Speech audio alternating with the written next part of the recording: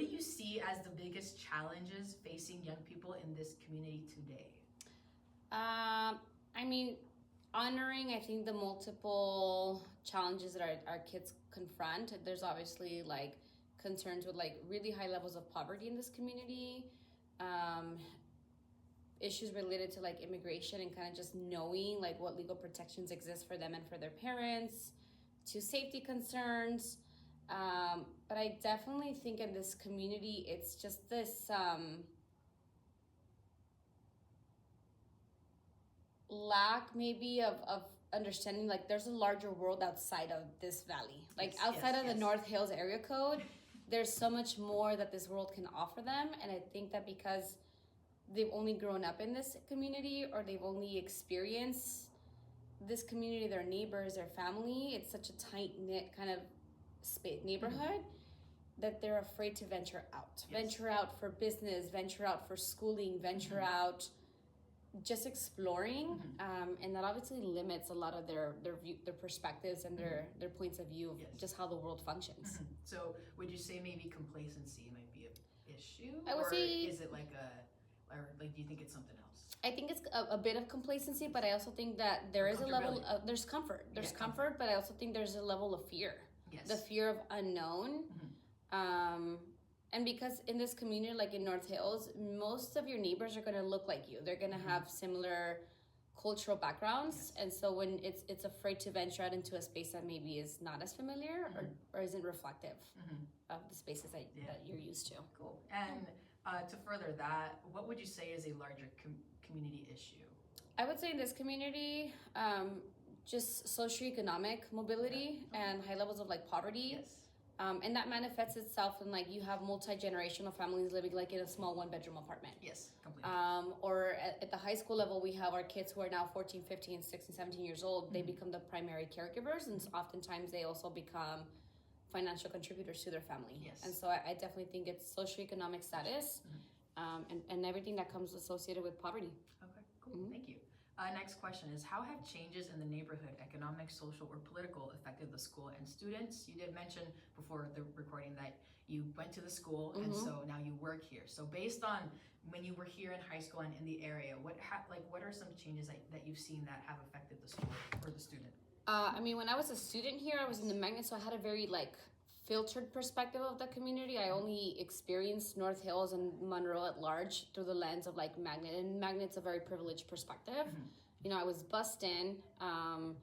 I participated in sports after school. I would get picked up. I didn't really have to go to sleep and wake up in this neighborhood.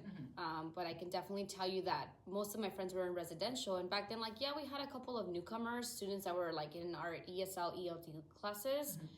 But once I became an employee here, I realized wow, we actually service a really large population of newcomer students that are what we now call emergent bilinguals. That wasn't necessarily the case back in the day. Like we would get a couple, but now we have an entire program designated just for our newcomers. I also think just when I came to Monroe in 2019, it was at the onset of the pandemic. COVID, you can see the impacts of COVID, I mean, 2-3 years down the line. Kids are not as comfortable now socializing. Something as minor as like making eye contact is a huge kind of barrier now with our kids.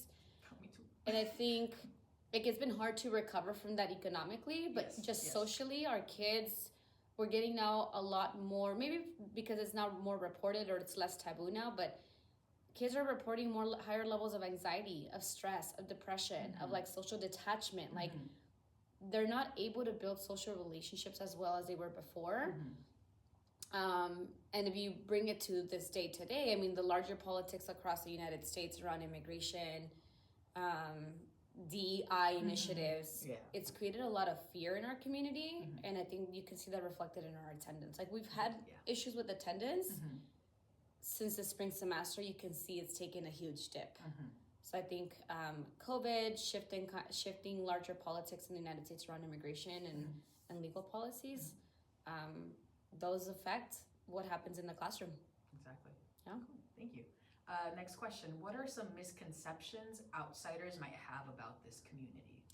Oh, that's something I've always grappled with. Like even when I was a student here, and I'd be Yes. like, people would be like, "Oh, where do you go to school?" I'd be like, Monroe. I'd be like, "Ew, like Yeah, Monroe." and before you answer that, like it's so funny because when I was in high school and I competed against Monroe, Yeah. my school or at least my team, we viewed as Monroe as they're really really good. So Yeah. so we want to be better. Yes. But now being a instructor here, I hear about the outsider's perspective being negative towards Yes. Monroe because we are in the quote unquote ghetto or in the valley or just this really poor neighborhood.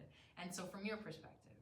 Yes. So. Yeah, and I've encountered that. I mean, even my neighbors, where I purchased my home, they're all original homeowners. So they've been here since the 70s. And their children attended Monroe, and they have a very different perspective of Monroe back in the 70s and the 80s when it used to be predominantly white.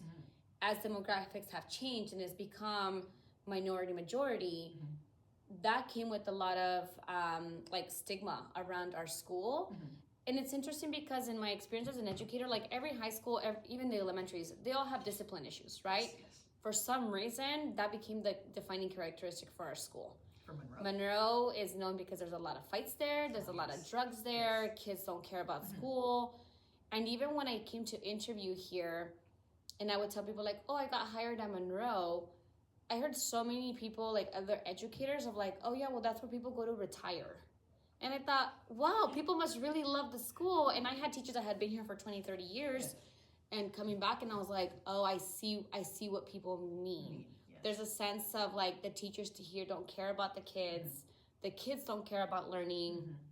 You know, it's a wild land. Like there's so many fights, and it's interesting because now that I'm here, like yeah, we have our own fair share, but especially being out of the classroom, I see actually we have a lot of staff that cares about kids. There's a lot of kids who are college bound, who really are invested in their studies, who are unfortunately a product of their environment.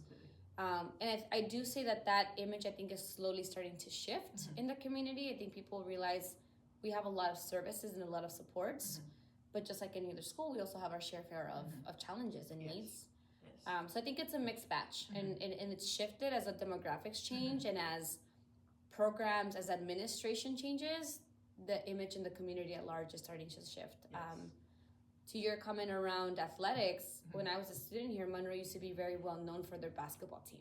Like our girls basketball won state 3 years in a row. We used to have a golf team. Like we used to be really well known. Yeah, because I was against Monroe for speech and debate. Yes. Yeah. Oh, speech and debate. Yes, for sure. Yeah, but like for speech and debate, like y'all are good. Yeah. And we were, and my school was very impressed. So we wanted to, be at Monroe level or higher. And so like as a child, I was like, oh, Monroe is the school. Yes. You know? But now as an adult, and I hear these things, and I'm just like, wow, people really don't see the value in just a school that is able to put kids on top and on the map.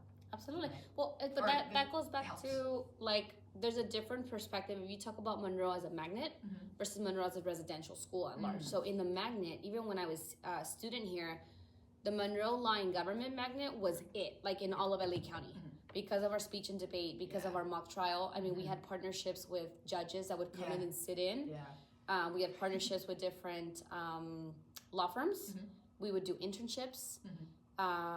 There was so much that came out of the magnet program, and I was in the police academy. So in the police academy, there's 5 other high school police academies in LAUSD. Monroe was it. We were the top one. And I think that for police academy, that still stands true. But with law and government, I think so. It's shifted. And part of that is because the founding teachers from that magnet program have retired. And so when there's turnover, you know that some policies, initiatives kind of fall through the cracks. But I agree, like Monroe used to be it for the magnet. I still think it's it, but maybe for sure, I agree. Maybe I'm a little biased. But when you think of residential at large, the residential school isn't viewed in a very positive light, and that's starting to shift. But it's had its struggles. Just to deepen the question about the misconceptions of outsiders, do you see a difference between teachers that live in the area and teachers that don't live in the area and comparing them to how they treat students or how they approach students? Like, do you notice like a outward difference, or like do you notice like those implicit biases coming out? I definitely see a difference. Yeah, and not even just with people who live in the area, but I think people who either grew up in the area or who look like many of our students and can resonate with a lot of their own struggles, like at home and with their academics. I mean, people that don't live in this area and you drive by, it's super easy to make assumptions about the people in this community just based on curb appeal alone, right? If I can share a story, like one of my professors at CSUN, he's been teaching at CSUN for about 7 or 8 years, and so he drives through Nordhoff all the time. And he said the last 2 years, whatever you guys did, it looks like a different school. And all we did was we put up banners. Banners promoting our kids that have gotten into universities or that have won state championships. Yeah, like that is true. That simple thing made such a big difference in terms of how It's more intentional. The perception, right, of the school. Stuff on the walls too, right? Yeah, but I think for our staff that lives in the community that shops in the same stores that our kids do, you know exactly what goes on. You hear about the stories, and so I think they're a little bit more empathetic. Gotcha. Something as simple as like when it rains, you know that if you walk through Nordhoff under the freeway underpass, that area is flooded, yet our kids have to walk through that. And so when our kids are showing up late, they're walking through literally flooded streets. Or you know that certain streets around here aren't the safest to walk through. Yes. You know, so they're a little bit more understanding if they really truly know the socioeconomic composition of the community. It's not that our kids don't care or don't want to bring a pencil. Some of them legitimately can't afford it. Yeah. And for folks that either haven't taken the time to like ask those questions or get to know our kids and just go based on what they see, there's a lot of assumptions and a lot of bias. And that shows up in how you treat your kids, how you grade kids, and the kind of material you put in front of your students. Yeah? Awesome, thank you. My next question is, what do you think teachers should understand about students' home lives that would help them better connect with their students? Or how do you think they can approach that to better connect with their students? I definitely always advocate for the power of questions. Like, just ask your kids questions. It's better to be surprised than to be disappointed, right? And so I say, like, you can assume so much about our kids just based on how they present themselves in the class. It's easy to be dismissive and say this kid doesn't care. And it's not until we ask the kids, like, hey, I've noticed you've been sleeping in class. Is everything okay? Do you work? And then they start unraveling, and then you realize this is the oldest child of 6. They work the night shift because they lost a parent to COVID. You know, when they go home, they're the caregiver to their little ones. And so when do they have time to do homework? And so it's not that they don't care about their school, they're not doing their homework, they legit are just trying to survive. And so I think if our teachers were a little bit more willing to be empathetic and curious really about our kids' backgrounds, we would make significant strides in just how to support students and not just say they don't care. I also think that one of the biases I see a lot from our staff, and I've been guilty of this in the past, is assuming that their families don't care about education or it's not a priority. When you ask kids like, hey, why didn't your parent come to parent conferences? It's not that they don't care, the parent's working 2 jobs. Or their parents don't live in the area. They're in another country and they're here alone.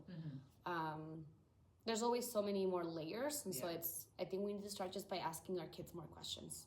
Perfect, thank you. And my last question is, what skills, talents, or knowledge do students develop outside of school that teachers might not always recognize? So in my class, we refer to this as funds of knowledge, right? So what is that knowledge that they bring into the class that teachers wouldn't always recognize or might not realize?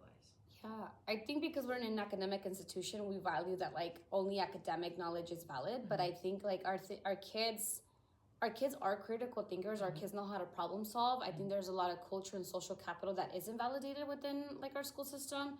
And an example is like our kids have to problem solve. They have to figure out, if I have to go home and I don't have a meal ready, what am I gonna do? Or, you know, my mom can't drop me off at school today, so how am I gonna get to school? So they make those decisions, but they're not academic decisions, they're just life decisions. And so we may not always see that as a skill equivalent to problem solving because it's not in a math problem situation, you know? I think the criticality also comes in them as they mature, recognizing that not all peers are good influences. And also just recognizing in themselves, like, when they're not doing their best. Our kids have that ability, but we don't often see that because we just see them making mistakes. Like we see them failing quizzes or not showing up to class, making decisions that teenagers are gonna make, but we hold them to such a high standard that we forget that they're still learning. Yeah, they are still learning. They're still children. And I also think they do learn a lot of math. It's not in the form of formulas. Yeah, but they learn. They're good with money. They're good with money. They're very savvy with money, actually. Yes. But it's just not formulated in the way as like as strict and robust as it is in a math classroom or in an economics classroom. And there was one more thing, and I like being a bilingual thinker. I think something also that we undervalue in our kids. Our kids are often translators for their families, right? But here we only ever hear them speaking one language versus the other. We don't often see them translating between the two.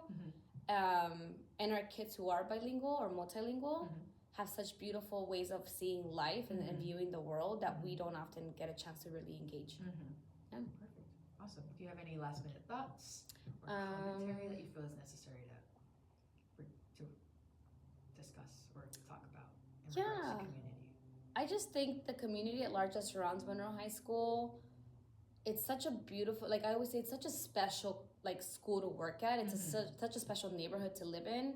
And I've lived in different parts of the valley, but for whatever reason, this community just has something different. And I think that while it has its fair share of challenges with poverty, with safety, with politics, with transiency, like just like any other community, the people here are incredibly resilient. Yes. Our kids are incredibly resilient. And for better, for worse, like I wish our students didn't have to go through so many trials and tribulations in their formative years, yet they do, and yet they're willing to show up and give us their best. I think it's such a special place to work at. And like if you really wanted to make a difference in education in the lives of other children, this is a place to do that. Beautiful. Yeah. Cool. Thank you. Absolutely, Ms. Flores.